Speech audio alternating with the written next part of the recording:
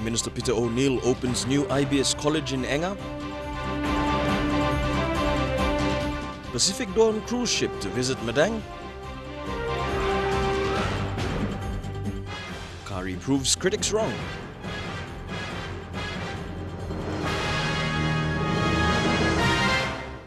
This is National EMTV News with Mary Bartulo.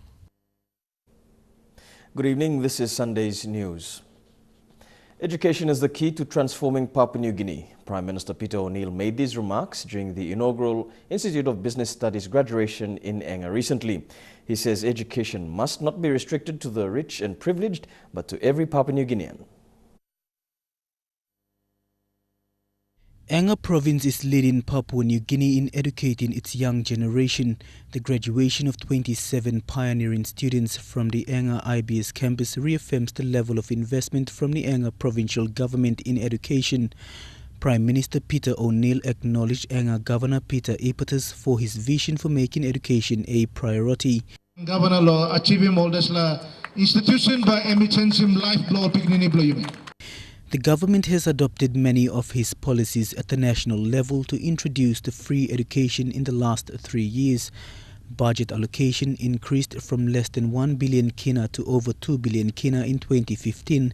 This is 20% of the national budget. Prime Minister Peter ONeill says this commitment will be maintained by the government to see a highly educated workforce serving and developing the country. Mickey Cavera, National EMTV News. Enga Governor Peter Ipatas wants the government not to lose focus on developing the education sector. He called on the government to create more employment opportunities to minimize the current brain drain being experienced in the country. Ipatas says investment in education must be proportionate to job creation. It is also fitting that we thank the national government for facilitating the establishment of 2 national institutions in Enga, which are the Enga Teachers College, which has now produced 400 graduates here at this campus, and the Enga College of Nursing. And although IBS Enga campus is built under a public-private partnership arrangement, we will still require the recognition and the support from the national government to realize a fully fledged institution into the near future. I also express our gratitude to the Prime Minister and his government for selecting Enga to host one of the 5 polytechs in the country. That's a big decision, people of Enga. The PNG Mineral Resources Authority has showed its appreciation to the new developer of the Frida River Copper Gold project and its shareholders to work effectively in partnership to developing this project. The boards of directors of PANOST are currently in the country following the project implementation and are in discussion with landowner communities. Managing Director of MRA, Philip Summer, appreciated the government's deals with landowner communities and shareholders. The Mineral Resources Authority has assured the new developer, PANOST, and its shareholders to serve and work closely with the company to develop Frida project in West Sepik Province. Managing Director Philip Summer told the PANOST Board of Directors that MRA and the PNG National Government had a very clear, transparent and competitive regulatory framework and policies. This was to ensure projects developed benefits all stakeholders, including the state, landowners and companies. Mr. Summer was responding to questions from the directors on issues concerning government deals, landowner issues, including benefits and loyal distribution. Earlier on the week, the landowner communities met with the directors at the project site.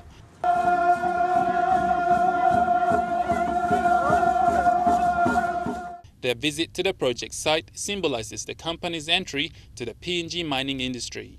Government's efforts have been acknowledged by the people to attend to issues arising from the project and expressed satisfaction on its progress. Frida project ownership is jointly shared by PANOST 80% shareholding and Highlands Pacific 20%, with the state to acquire up to 30% from the project. Annual production is projected to be 100,000 tons of copper and 160,000 ounces of gold. Godwin Eki, National EMTV News. To the autonomous region of Bougainville now, and the media's role in Bougainville's referendum is vital. ABG Community Development Minister Melchior Dare says the dissemination of public information is vital as it keeps people well informed on the latest news and current affairs. Media freedom, he says, must be respected in order to challenge the democratic government of the day. You're watching National EMTV News. Stay with us. More stories coming up after the break.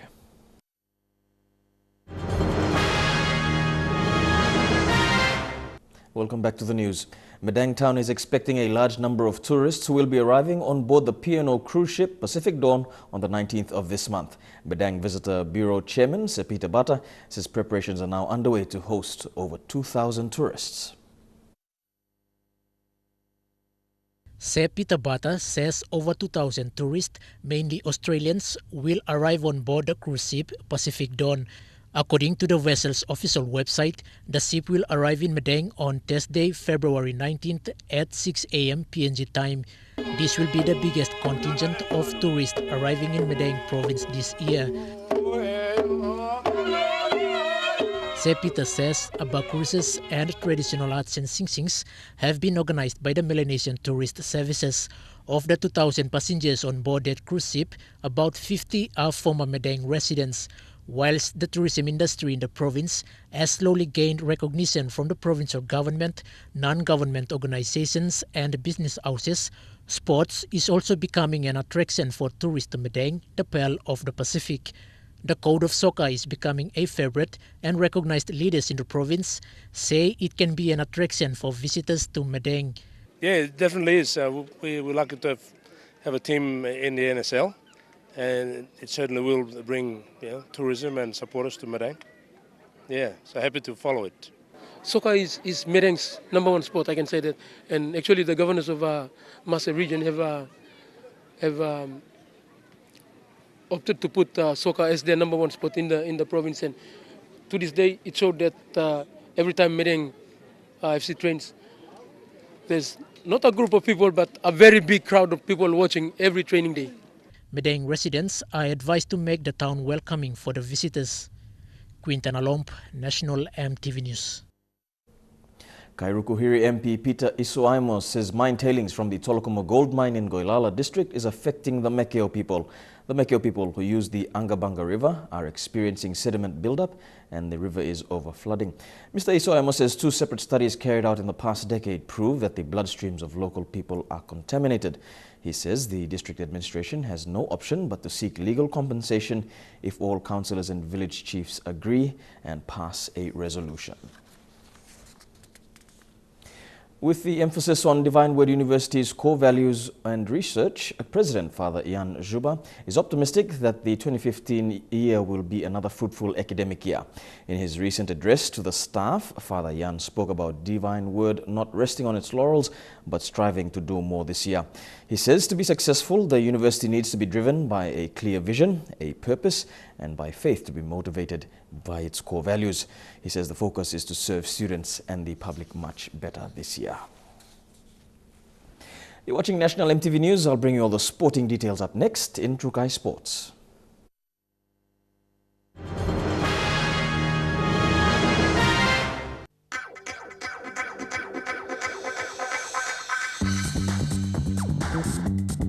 Trukai Sports.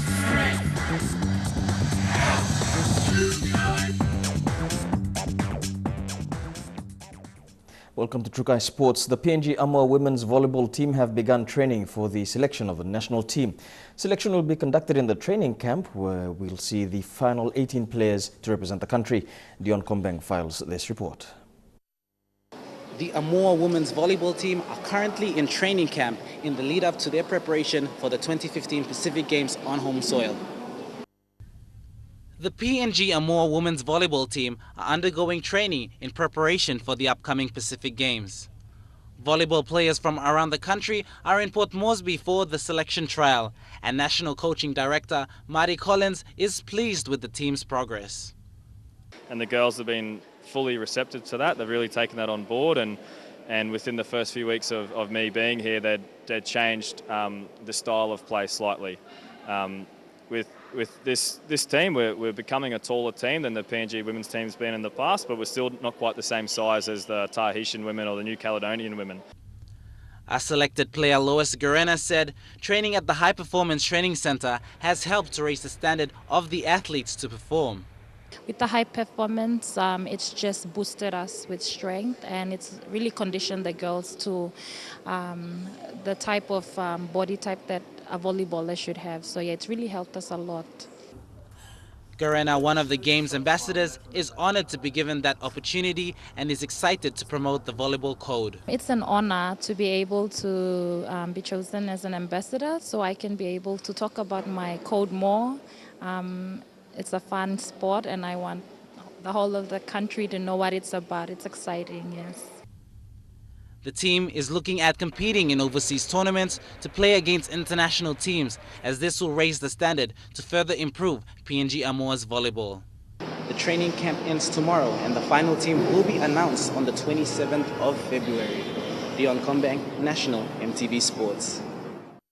Commonwealth gold medalist Stephen Curry yesterday took part in the weightlifting trials at the High Performance Center.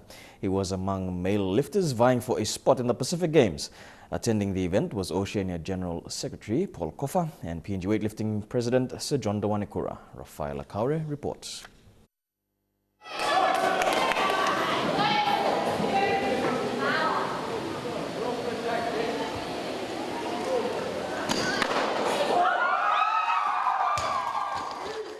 Stephen Curry was out yesterday to prove his critics wrong, and he certainly did, lifting an impressive 140 in the snatch and 190 kilograms in the clean and jerk in his respective weight category, 94 kg. Despite not returning to the Oceania Weightlifting Institute in New Caledonia, he believes he will make the weightlifting team for PNG, with his sights set on winning gold in the Pacific Games come July.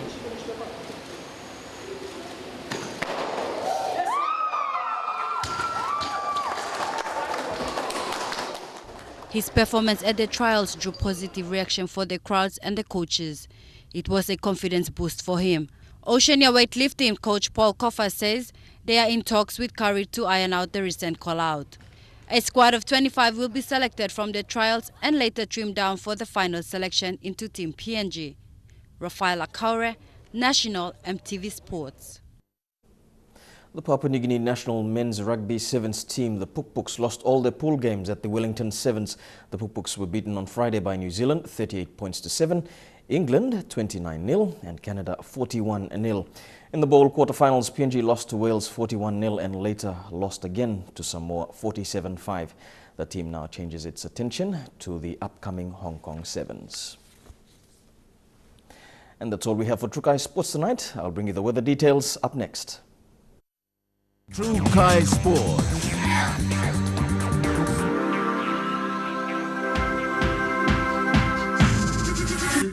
True Kai Sports. This weather information is brought to you by Tablebirds.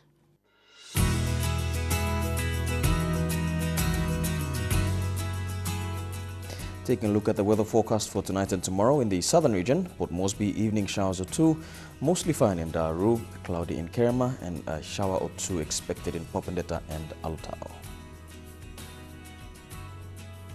To the Momasa region, Lae, you can expect cloudy weather with a shower or 2 as well for Madang, and showers in Wewak and Vanimo.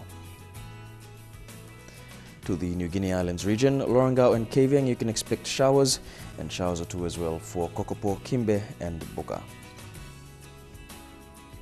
And in the Highlands region, all centres cloudy with evening showers.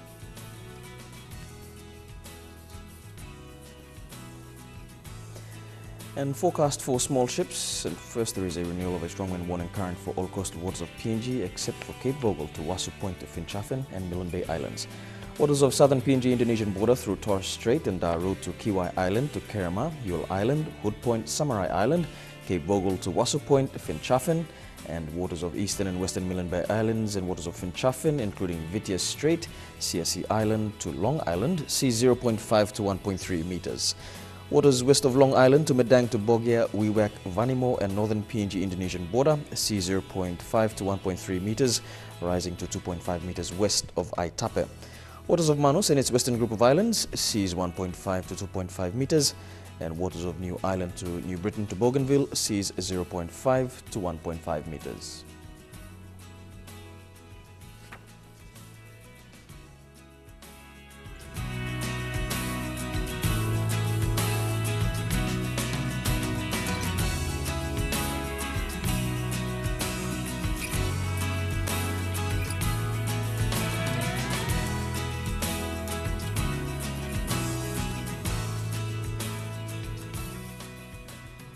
And a quick look at the ocean forecasts for PNG areas. Coral Sea and Solomon Sea sees slight to moderate east to southeasterly winds at 10 to 20 knots. Bismarck Sea sees moderate to patches rough, west to southwesterly winds at 20 to 34 knots. And the Pacific Ocean sees slight to moderate clockwise winds at 10 to 20 knots. And that has been the news, sports and weather from all of us here at the National EMTV News team. Thanks for your company. Have a pleasant working week. Bye for now.